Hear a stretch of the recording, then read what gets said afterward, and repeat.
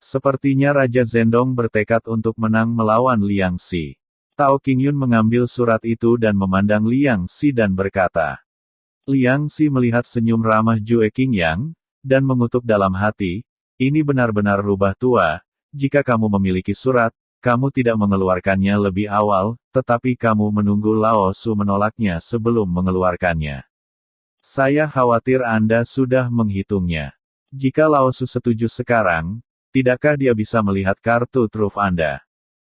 Namun, Liang Xi juga sangat penasaran, apa yang disukai Raja Zhendong dalam dirinya, dan dia benar-benar akan mengundang orang terhormat seperti Kaisar untuk datang ke Tianlingmen untuk mengundangnya. Setelah membuka surat itu dan membacanya dengan cermat, ujung jari Taois Qingyun memerah, dan dalam sekejap mata, surat itu terbakar menjadi abu. Perintah Pangeran, setelah membaca surat itu, segera bakar. Kaisar menjelaskan kepada orang banyak yang tercengang, dan kemudian mengepalkan tinjunya ke Tao Qingyun apakah pemimpin Qingyun mengerti arti pangeran. Taois Qingyun mengangguk Tuan sangat mencintai bakat, kami tentu saja tidak ingin ikut campur, hanya berharap Kaisar akan berbelas kasih dan tidak menyakiti murid-murid saya. Melukai para murid mata Liang Xi melebar, apa yang ingin kamu lakukan? Kaisar menghiburnya dan berkata, Liang Xiaoxiong tidak perlu khawatir, Tuan dapat mengizinkan saya datang, dan tentu saja tidak ada niat jahat. Tianlingmen adalah sekte nomor 1 di negara bagian Chu. Menurut Anda, apa yang dapat kami lakukan untuk sekte Anda? Itu benar. Liang Xi menyusut di belakang Taois Qingyun, dan lelaki tua itu melangkah lebih dulu. Liang Xiaoxiong, karena kamu tidak setuju untuk mengikutiku sekarang, aku harap kamu dapat melakukan satu hal sesuai dengan instruksi pangeran. Jue Qingyang memandang Liang Xi dan berkata, baru saja, kepala Qingyun juga setuju.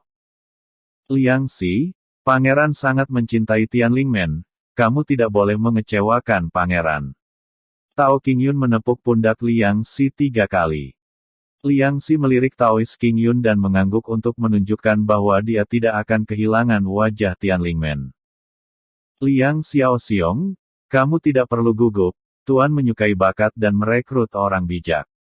Hari ini, kamu tidak ingin mengikutiku. Aku hanya bisa memberimu 3 pertanyaan sesuai dengan instruksi Tuan. Ketika Anda telah selesai menjawabnya, Anda dapat memberikannya kepada Tuan. Penjelasan. Jue Qingyang mengulurkan 3 jari, 3 pertanyaan itu tidak sulit, Liang Xiaoxiong melakukan yang terbaik, dan dia akan melaporkannya kepada Tuan dengan jujur. Pangeran ini benar-benar merepotkan. Liang Xi berkata dalam hatinya.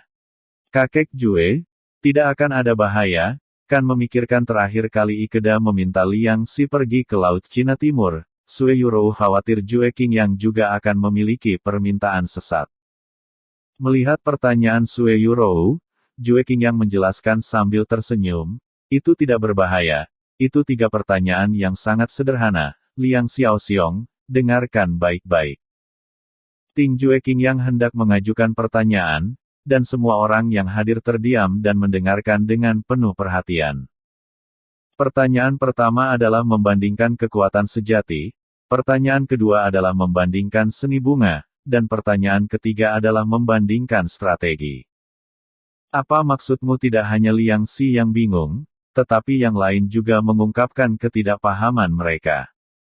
Jue Qingyang menjelaskan dengan cara yang sama terakhir kali, kepala sekolah Ikeda memberitahu pangeran tentang kunjungannya ke Tianlingmen, dan terutama merekomendasikan Liang Xiaoxiong di depan pangeran, mengatakan bahwa dia adalah pahlawan muda, bakat yang jarang terlihat di 1 abad.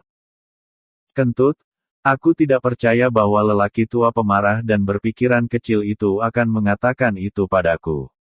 Kurasa dia menggambarkanku sepenuhnya secara terbalik, kata Liang Xi pada dirinya sendiri. Setelah Liang Xi memasuki istana ini, Chen Suci tidak mengatakan sepatah kata pun dari awal sampai akhir. Pada saat ini, ketika dia mendengar kata-kata Jue Qingyang, dia menggigit bibirnya dengan erat dan wajahnya pucat.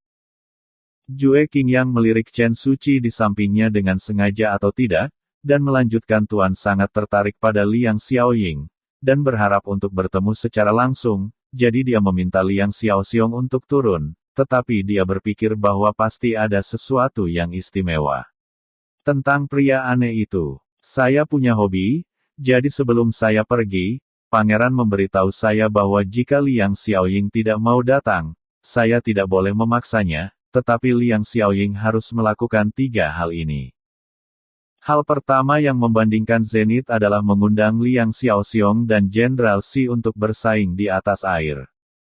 Bagian kedua adalah seni bunga, yang dimaksudkan oleh pangeran, dan tidak nyaman untuk mencoba memahami pikiran pangeran, lawan Liang Xiaoying tentu saja adalah Nona Su. Item ketiga adalah strategi perbandingan, ini adalah pertanyaan yang muncul selanjutnya, dan kami akan membahas secara rinci setelah perbandingan 2 game pertama. Ketika Jue Qingyang sedang berbicara, pikiran Liang Xi mulai bergerak. Lebih mudah untuk mengatakan daripada Zenli. Bagaimanapun, saya mengalahkan 2 murid Yun Luxianju, dan saya juga kembali dari Laut Cina Timur. Ikeda pasti telah memberitahu Raja Zendong tentang hal-hal ini. Dia ingin melihat apa kekuatan saya. Tentu saja, Bizenli adalah metode yang paling intuitif, Bihuai, masalah ini. Mata Liang Xi menyipit, dan matanya beralih ke wanita bernama Surusi. Surusi tersenyum ramah pada Liang Xi, dan tidak menghindar dari matanya yang ragu. Oke, aku janji. Sudut mulut Liang Xi terangkat, tapi aku ingin melihat apa yang dijual Raja Zendong. Tapi aku punya permintaan. Tanpa menunggu Jue Qingyang berbicara, Liang Xi berkata lagi, aku tidak ingin lebih banyak orang tahu tentang masalah ini bisa diselesaikan secara pribadi. Awalnya berpikir bahwa Liang Xi akan membuat permintaan yang berlebihan, tetapi mendengar permintaannya sangat sederhana, Jue Qingyang secara alami setuju tanpa ragu-ragu. Kedua belah pihak membahasnya secara singkat, dan pertama kali untuk Bizenli ditetapkan pada malam lusa. Liang Xi, apakah kamu tahu siapa si Fang Sueyurou datang dan bertanya setelah Taoist King Yun mengirim seseorang untuk melihat ketiga Jue Qingyang? Bukankah dia mengatakan, apa itu komandan 3 pasukan angkatan laut? Apa yang terjadi? Liang Xi berkata dengan acuh tak acuh.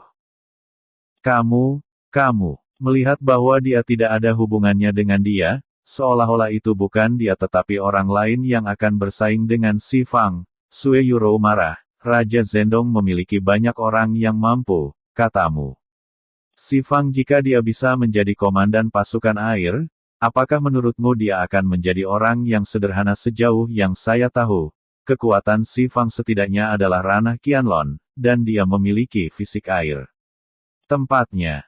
Jadi apa? Liang Xi tidak menganggap masalahnya serius, dan berkata dengan nada malas.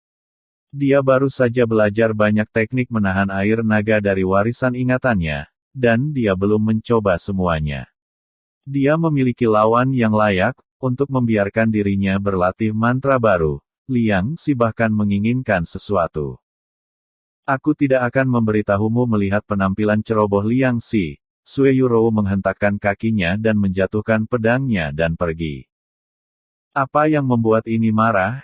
Gadis kecil Liang Xi menatap punggung Sueyurou dengan heran, menggosok dagunya dengan bingung untuk beberapa saat. Setelah terbang jauh, Sueyurou perlahan-lahan menjadi tenang, mengingat apa yang terjadi barusan, dia tidak bisa menahan tawa. Apa yang saya khawatirkan untuknya, tidak masalah jika dia hidup atau mati. Harus ada seseorang untuknya. Bajingan busuk ini, ayo dan beri dia pelajaran yang bagus. Mengenai masalah bahwa Raja Zendong mengirim Jue Qingyang untuk menemukannya, Liang Xi tidak memberitahu Lin Xianer dan yang lainnya bahwa pelatihan di medan perang sama seperti sebelumnya, dan sikap Sueyurou terhadap Liang Xi membuatnya merasa lebih aneh. Gadis kecil ini kedinginan dan kepanasan untuk sementara waktu. Apakah itu sombong? Melihat Sueyurou memelototi dirinya sendiri lagi, Liang Xi tidak dapat dijelaskan. Aku pergi malam ini, mengapa belum ada berita?